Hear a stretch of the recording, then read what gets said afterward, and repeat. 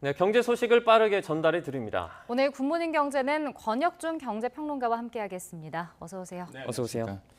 네, 먼저 밤사이 해외 증시 상황부터 살펴보겠습니다. 뉴욕 증시는 일제히 하락하면서 네. 마감을 했습니다. 네. 그런데 뭐 이 정도 수치면 보합 정도로 볼 수 있을까요? 저는 뭐 봉합 정도로 이제 지켜봐야겠다라고 말씀을 드리겠는데요. 네. 일단 다우존스 같은 경우 한 0.2% 떨어졌고요. 그다음에 대형주 중심이죠. S&P 500 지수가 0.3% 정도 떨어졌고 기술주 중심의 나스닥 같은 경우에도 0.72% 이제 떨어졌습니다. 그래서 네. 뉴욕 증시가 다 하락한 모습을 보여왔고요.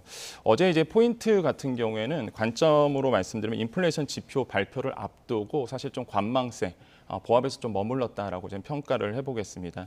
그 많은 언론 보도가 이제 월스트리트 저널에 대한 그 논평을 좀 많이 인용을 했는데 이런 네. 얘기를 했습니다. 50년 만에 최악의 상반기를 마무리할 단계다 이런 표현을 썼거든요. 그래서 네. 마무리할 준비를 하고 있다 이러면서 상반기에 어떤 전체적인 총평을 냈다라고 보시면 되겠고요. 네.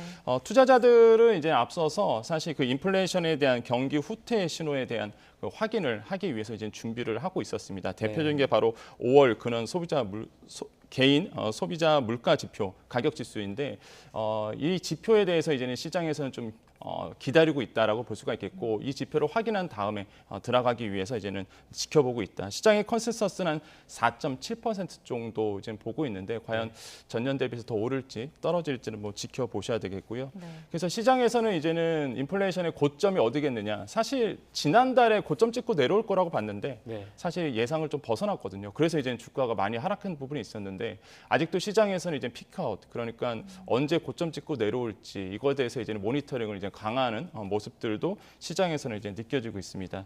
그러면서 사실 뭐 전반적으로 상반기에는 좀 좋지 않았던 흐름이 이어갔고요. 이제 하반기가 이제 곧 시작이 되는데 이제 시장에서는 과연 하반기에 어떻게 흘러갈지 이제 모니터링을 강화하고 있다라고 말씀을 드리겠고 네. 또 어제 뉴욕 증시의 또 특징이 뭐냐면은 에너지주 같은 경우는 많이 올랐습니다. 아무래도 유가 상승에 대한 부분이 반영이 되면서 에너지주는 올랐지만은 기술주는 채권 금리가 좀 높아졌었거든요. 그래서 아무래도 금리 인상에 대한 취약을 지키고 있는 이제는 기술주 중심으로 좀 떨어진 모습들. 그래서 시장에서는 뭐 지지부진한 흐름을 좀 이어왔다라고 볼 수가 있겠습니다. 네. 네. 우리 증시도 좀 살펴보면 이틀 연속 올랐습니다. 네. 코스피가 2,400선을 회복했는데 뭐 어떤 요인이 작용했다고 보십니까? 일단 코스피가 이제는 2거래일 만에 큰 폭으로 좀 상승을 해서 2,400선을 이제는 회복을 했는데 역시나 외국인들이 돌아왔다는 게 네. 가장 큰 주요 요인이다 보시면 되겠습니다. 네. 그 외국인들이 어제 유가증권 시장에서 한 2,673억 원 정도 순매수를 기록을 했습니다.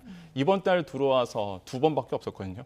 그러니까 딱 2번 순매수하고 다 순매도한 겁니다. 그러다 보니까 주가가 많이 떨어졌었는데 네. 그래서 어제는 또 매수를 하면서 우리 주가를 좀 끌어올렸다라고 이제 보시면 되겠고요. 네. 아까도 말씀드린 것처럼 사실 지난 16일과 그다음에 27일 단 2개월만 2일만 딱 순 매수를 했다라고 보시면 되겠고, 그러니까 그런 것 같아요. 그러니까 외국인들이 봤을 때 그동안 너무 낙폭이 컸다 보니까 야 이쯤에 이제 저가 매수 들어갈 타이밍으로 봐서 어제 이제는 증시에 이제 유입이 되지 않았을까라고 볼 수가 있겠고, 네. 그다음에 또 환율도 봐야 되겠죠. 이제 환율도 이제 소폭 이제 하락을 했습니다. 그래서 1,300원대에 뭐 고점 계속 논란이 있다가 어제 이제는 1,280원대로 이제 조정을 받으면서 외국인들이 이제는 매수하는 포인트도 이제는 눈에 들어왔고요. 네. 그래서 강달러 지세가 이제 계속되고는 있지만은 그래도 어제 자칫 멈칫하면서 투자자들이 이제 외국인 투자자들이 사자 행렬에 이제 나섰다 이렇게 평가를 해보겠습니다. 네. 또 한 가지도 이제는 가장 아마 한국 증시에 영향을 미치고 있는 것 두 개를 뽑으라 그러면 역시나 이제 우리나라의 경제적인 어떤 흐름인, 그러니까 외국에 있는 어떤 에너지의 이제 쏠림 현상들. 아무래도 우리는 에너지에 대한 이제 쏠림 현상이 많기 때문에 네. 이런 부분들과 또 하나가 이제 반대 매매 청산이거든요, 사실. 그래서 이번 6월달 한국 증시는 이 두 가지가 아마 우리 증시를 눌러왔었는데. 그러니까 어제 이제는 반대매매 일부 청산, 정점이 지났다 이런 얘기가 좀 나오면서 네. 이제는 들떨어질 것이냐. 그동안 사실 지난주를 평가해 본다 그러면 반대매매 청산이 너무 많이 들어와서 계속 우리나라 주가를 끌어내렸거든요. 네. 그래서 이게 이제 거의 끝나가지 않느냐 이런 어떤 시장의 평가가 나오면서 이제 소진될 것이다라고 보고 있는데, 근데 시장의 일각은 또 아직은 한 주 동안은 더 지켜봐야 되겠다. 근데 이번 주도 마찬가지로 반대매매 청산 물량이 꽤 나올 것이다라고 이제 보고 있습니다. 그래서 네. 이론적으로 좀 평가를 좀 해보겠습니다. 일단 급락세는 멈춘 것으로 보이는데 그러면 평론가님께서 네. 보시기에 뭐 지금이 좀 매수 타이밍이다 이런 거를 좀 판단할 수 있을까요? 아니요, 저는 아직 매수 타이밍은 아니다. 물론 네. 제가 약간 보수적인 투자자라서 네. 그럴 수 있는데 일단은 조금 더 한 주 더 지켜보시는 것이 더 현명할 것 같다라고 저는 개인적으로 생각을 드립니다. 네. 어쨌든 간에 사실 지금에서는 뭐 급락세가 일단 멈췄다라는 것은 아마 증권사에서는 다 리포트가 이제 나오고 있는데 아직은 조금 바닥을 좀 지켜봐야 되지 않느냐라는 이제 이야기가 나오고 있고요. 네. 무엇보다 증권업계에서는 1차 기술적 반등 목표치가 있습니다. 이게 2,640선인데 아직 갈 길은 좀 멀었거든요. 그래서 조금 더 2,400선이 회복됐기 때문에 조금 더 이제 지켜보셔야 되겠고, 네. 아까도 말씀드렸지만은 시장에서 가장 주목하고 있는 것들, 특히 이제 미국의 6월 소비자 물가 지수가 이제 변수로 작용할 가능성이 있기 때문에 조금 더 지켜보셔서 이제는 바닥을 확인하고 들어가시는 것이 역시 보수적인 투자자 입장에서는 맞지 않나 생각을 해보겠고요. 네. 물론 본인의 투자 성향이 공격적이다 하신 분들은 뭐 지금 이런 시장도 뭐 지길 만한 요소가 많기 때문에 또 이런 시장을 또 투자하시는 것도 현명하겠다라고 말씀을 드리겠습니다. 네. 네, 알겠습니다. 이번엔 전기요금 이야기를 또 해보겠습니다. 다음 달부터 전기와 가스요금이 이제 오르게 되죠. 네. 4인 가족 기준으로 전기 가스요금이 한 달에 약 한 3,750원 정도가 오르는 건가요? 네, 맞습니다. 이게 지금 7월부터 가스와 전기요금이 동시에 오르게 되는데 실제 본다 그러면 전기요금이 한 1,500원 정도, 1,500원 정도 오르게 되고 가스가 한 2,200원 오르면서 총 한 3,700원 정도 가구당 이렇게 오를 것으로 이제 시장에서는 내다보고 있습니다. 그래서 네. 동시에 오르는데 4인 가구 한 3,700원 정도 오른다. 사실 저소득층 입장에서는 굉장히 부담스러운 또 금액이기도 하거든요. 그래서 이렇게 동시에 오르는 부분, 그러니까 왜 오르냐 봤을 때 사실 이제는 한국전력의 이제 적자 부분도 있겠고요. 네. 무엇보다 이번에 오르는 게 연료비 조정 단가인데 킬로와트 시당 이번에 이제 5원이 인상이 됩니다. 그러니까 연료비 조정 단가 같은 경우는 전분기 대비 플러스 마이너스 3원을 할 수가 있고요. 네. 연간 한 플러스 마이너스 5원을 할 수가 있는데 이번에 한전이 좀 약간 법칙을 바꿨습니다. 네. 그래서 최대 연 플러스 마이너스 5원을 한 분기에 할 수 있도록 이번에 저는 개정을 했거든요. 네. 그래서 이번에 이제 5원 연 최대치 올린 거죠. 4분기에는 이 연료비 조정 단가는 오르지 못합니다. 이게 다 올려놨기 때문에. 그래서 사실 한전에서는 이런 얘기를 해요. 지난 1분기 적자가 7조다 보니까 네.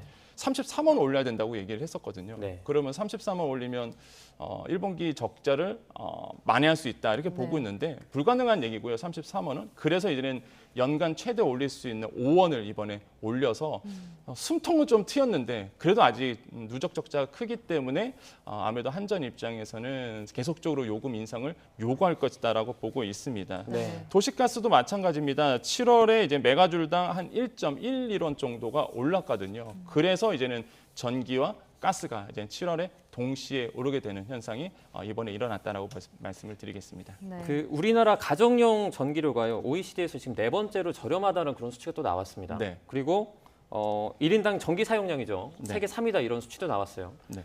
이 두 개 그 실제로 뭐 OECD에서 네 번째로 저렴하다는 건 2020년 자료고 또 세계 3위로 우리가 전기를 많이 쓴다 이건 2019년 자료인데 시기가 조금 다르다는 점 제가 말씀을 좀 드리고요. 네. 국가 GDP나 산업 구조를 고려하더라도 가정용 전기요금이 다소 싼 거 아니냐 이런 지적이 나오고 있어요. 어떻게 보십니까? 네, 맞습니다. 뭐 사실 팩트만 놓고 본다 그러면 네. 가정용, 그다음에 특히 영업용 뭐 전기라든지 사실 굉장한 저렴한 부분이 있습니다. 네. 그동안 정부가 계속 사실 공공요금을 눌러왔던 이유도 사실 이런 요인도 있겠다라고 볼 수가 있겠는데 왜냐하면 계속 싼 전기요금을 누린 상태에서 전기요금이 갑자기 오른다 그러면 네. 사실 저항이 만만치 않거든요. 그러다 보니까 이제 정부 자체에서는 지난 정부 자체에서는 사실 뭐 전기요금 오르는 것을 계속적으로 눌러왔고 공공요금 오르는 거에서 눌러왔다는 말이죠. 네. 그래서 이번에 아마 그 공공요금이 오르는 것, 특히 전기요금의 조정 단가가 오르는 추이를 본다 그러면 계속 이제는 내려가다가 그다음에 동결되다가 이번에 처음 올리는 겁니다. 그래서 네. 아마 이번에 그 싼 전기요금을 누리다가 갑자기 오르다 보니까 네. 아마 저항이 만만치가 않을 거다. 이런 이제 시장에 이제는 평가가 나오고 있습니다. 네. 근데 어쩔 수 없는 부분이거든요. 지금 계속적으로 전 정부에서 전기요금을 눌러왔기 때문에 더 이상 사실 인상을 하지 않으면 사실 한전에 어떤 구조적인 문제가 생길 수밖에 없습니다. 그래서 이번에 이제 전기요금과 또한 가스요금이 오를 수밖에 없는 어떤 구조적인 현상 이런 것들을 정부, 그러니까 국민 모두가 좀 그러니까 이해를 좀 해줘야 된다고 볼 수가 있고 당연히 뭐 한전이나 가스공사도 마찬가지입니다. 고통분담해야 되겠죠. 네. 그래서 고통분담하는 측면에서 이런 부분도 같이 좀 상생하는 길을 이번에 좀 마련했으면 좋겠다라고 말씀을 드립니다. 네. 그 가정용 말고요. 그 영업용 전기요금 같은 경우에 그 가격 책정은 합리적인 수준입니까? 사실 합리적이지 않죠. 네. 예, 사실 지금 제가 봤을 때는 굉장히 싼 편에 속합니다. 그래서 영업용 전기 같은 경우는 워낙 그 단가가 낮기 때문에 다른 나라보다 OECD 국가들보다 그러다 보니까 사실 영업용 전기가 좀 많이 써지는 모습들을 계속 보여왔거든요. 네. 그래서 이번에 전기요금이 오르면서 특히 공공요금이 오르면서 자영업자 분들에게는 아마 큰 이제 부담으로 다가올 수 있다 이렇게 좀 평가를 해보겠고 아무튼간에 이번 전기요금과 가스요금의 인상을 통해서 가장 큰 게 사실 영향을 줄 수가 있는 게 저소득층입니다. 네. 그래서 정부도 이번에 이제는 공공요금이 오르면서 저소득층에 대한 배려가 이번에 나올 것으로 보고 있는데 특히 뭐 가스요금이나 전기요금 같은 경우에도 이번에 이제는 전기요금 오르잖아요. 대신에 이제는 저소득층 대상, 차상위 계층이라든지 수급자 그런 분들에게는 한 최대 9천 원 정도 인하해줄 여력이 있다라고 이제 같이 발표를 했습니다. 그래서 저소득층의 배려도 이번에 좀 요금 안에 포함되어 있기 때문에 아무래도 좀 부담을 덜할 수 있는 방법들도 마련되어 있다라고 말씀을 드립니다. 네. 네. 근데 이제 문제가 되는 게 공공요금이 오르면 다른 물가도 인상될 네. 수 있는 거잖아요. 네. 그렇기 때문에 더 걱정스러운 상황인데 뭐 여름에 소비자 물가 상승률이 6%대 진입할 수 있다라는 얘기도 네. 나오고요. 좀 이 부분은 어떻게 보시나요? 걱정이 많이 됩니다. 개인적으로도 특히 저소득층이 가장 큰 영향을 받을 수밖에 없거든요. 네. 추경호 총리가 이제 그저께인가요? 최근에 이제 6% 물가 상승률 이제 얘기를 했습니다. 이제 네. 공론화했거든요. 그러니까 저는 그런 점이 좀 마음에 들어요. 그러니까 시장에 미리 좀 시그널을 내서 적응할 수 있는 시간을 좀 주는 거. 그래서 지금 6% 물가 상승률은 기정화돼 있다. 그래서 7월과 8월까지도 계속적으로 갈 수 있다라고 볼 수가 있겠는데 네. 일단 6% 물가 기정사실화 돼 있습니다. 그럼 자연스럽게 공공요금 이번에 오르면 여기에 이제는 기름을 더 붓는 격이 되겠죠. 네. 그래서 이제는 문제가 또 정부가 이제 가스요금과 전기요금을 오르면서 항상 얘기했던 게 뭐 다른 공공요금은 좀 동결을 웬만하면 하겠다라고 보고 있는데 뭐 이미 아시겠지만 시내버스, 택시 이런 건 지자체 권한이거든요. 네. 그래서 지자체에서는 계속 지금 요금 인상을 원하고 있습니다. 그러니까 이걸 어떻게 잠재울 것이냐가 중앙 정부의 가장 큰 이제는 고민이다라고 말씀을 드리겠고 네. 그래서 정부에서는 특교세 그러니까 이제 특별교부세 배정을 하면서 이런 것들을 조금 해결하겠다는 얘기가 나오고 있습니다. 그게 예. 뭐냐면 지방교부세 중에서도 한 축이 바로 특별교부세인데 이게 특별한 목적을 두고 지원하는 거거든요. 그러니까 공공요금이 오르면 아까 말씀드린 것처럼 가장 취약계층이 저소득층입니다. 가장 피해를 많이 보거든요. 그럼 이분들에게 이제 따로 이제는 지방 정부가 이제는 뭐 어떤 혜택을 주겠죠. 그 금액을 지방 정부가 고스란히 부담하는 것이 아니라 중앙 정부가 이런 특별교부세 배정을 해서 저소득층을 도와줄 수 있도록 그러면서 이제는 아무래도 시장 안에서 저소득층이 피해를 덜 받게 하도록 이런 이제 보관도 마련돼 있는 부분이 있어요. 그래서 이런 부분도 아마 국민들께서도 같이 알아주시면은 어떤 정책의 어떤 효율성이 좀 높아질 거다라고 생각을 해봅니다. 네. 네. 물가 6% 얘기 지금 해주셨는데 네. 저희가 어제 그 밥상 물가 얘기하면서 뭐 양파 같은 경우에는 110% 올랐다 이런 얘기도 했습니다. 네. 체감하는 물가는 네. 사실 6% 이상인 것 같아요. 그럼요. 그 중에 하나가 또 기름값인데 맞습니다. 이 정부가 합동 단속반을 꾸려서 기름값 담합행위 잡겠다 이랬습니다. 네. 정유업계 반응은 지금 어떻습니까?